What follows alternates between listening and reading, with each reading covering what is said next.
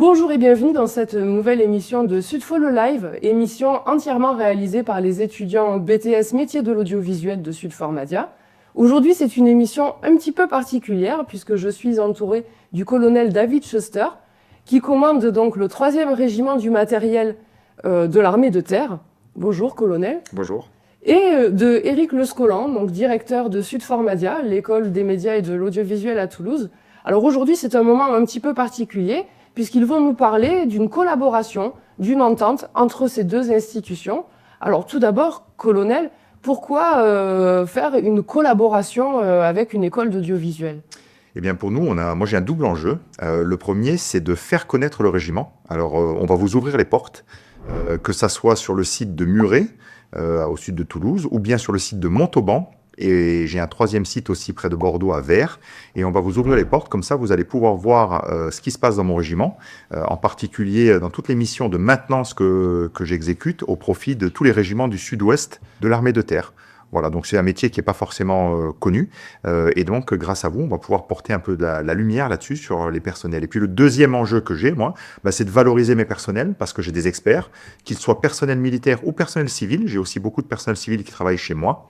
Et ils ont des compétences très spécifiques, que ce soit dans la maintenance des véhicules, que ce soit dans la maintenance des parachutes ou de tout ce qui est électronique ou optique. Voilà, donc un double enjeu et je suis ravi qu'on puisse travailler ensemble par rapport à ça. Très bien, donc l'objectif est de mettre en lumière un petit peu toutes ces activités au sein de votre régiment. Éric Lescolan, quel est l'intérêt pédagogique pour vos élèves de participer à cette collaboration ? Alors pour nous, c'est aussi important, d'abord parce que c'est la confrontation, je dirais, à la réalité, c'est-à-dire à une situation où on a à gérer un donneur d'ordre, en quelque sorte, en tout cas quelqu'un qui va avoir son opinion, qui va pas être forcément d'accord tout le temps sur ce qu'on propose.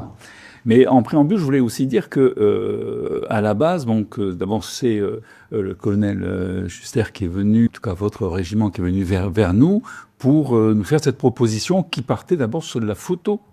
Et c'est vrai que c'est quelque chose qu'on aborde dans la formation. On n'est pas un établissement, c'est pas un BTS de photographie, mais c'était déjà une bonne idée de travailler le cadre. Et puis ensuite, on a fait une proposition d'aborder cette fois-ci la vidéo, puisque c'est un élément qui est quand même majeur chez nous.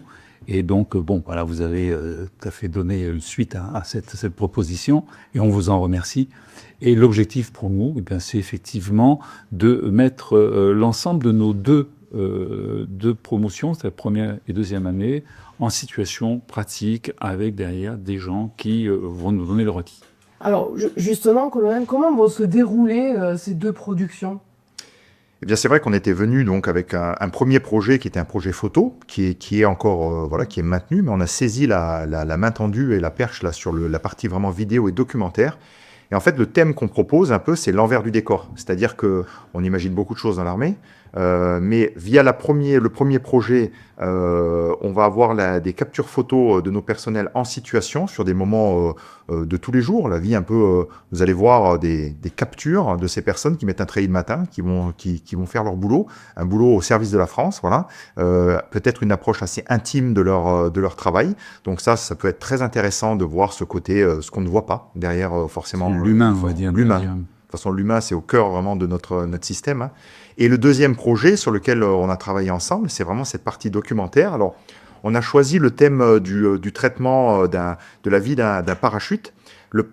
Ici, on est dans une région au sud-ouest où il y a beaucoup de parachutistes. On voit le saut du parachutiste, hein, où l'homme met sa vie entre quelques bouts de tissu et quelques suspentes.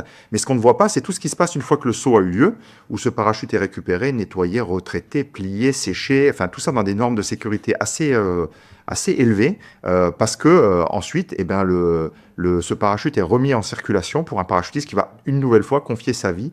Donc là, une autre fois, on va voir l'envers du décor de tout ce système.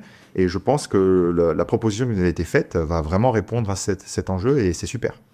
Oui, tout à fait. Hein. C'est notre objectif de bien faire comprendre et puis de voir toutes les étapes. Je pense qu'effectivement, on a des images un peu surfaites dans la mesure où presque tout le temps, quand on fait des reportages sur l'armée, on voit des opérationnels sur des terrains.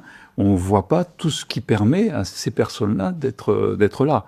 Et c'est très instructif pour nous aussi. Puis c'est une grosse découverte, hein, disons-le, pour l'ensemble des élèves et de nous-mêmes, hein, concrètement. Tout à fait. On pourra voir peut-être d'ailleurs que chaque personnel militaire de votre régiment a deux métiers. Un métier de base et parachutiste. Oui, c'est ça. Alors, le premier métier de tous les militaires, c'est soldats. Voilà, ils participent à des missions, ils sont engagés. Si demain, la France avait besoin que ces militaires soient engagés, ils le seront. Ils participent par exemple à la mission Sentinelle, protection du territoire français, et ils ont aussi leur métier de spécialiste, et tout ça en parfaite synergie avec des personnels civils aussi. Il faut savoir que sur les 1000 personnels que j'ai 700 militaires et 300 personnels civils, et vous avez bien compris que cette mission de maintenance, tout ça, quand moi je suis en opération avec les personnels militaires, qui c'est qui fait la mission derrière pour toute la continuité des activités? C'est mes personnels civils. Et cette parfaite synergie, c'est la grande force du régiment. Très bien. Mais écoutez, messieurs, je vous propose maintenant de sceller cette collaboration en passant à la signature de la fameuse convention de partenariat. Voilà. Donc je vous invite à vous lever et prendre les stylos et signer les conventions qui ont été préparées devant vous.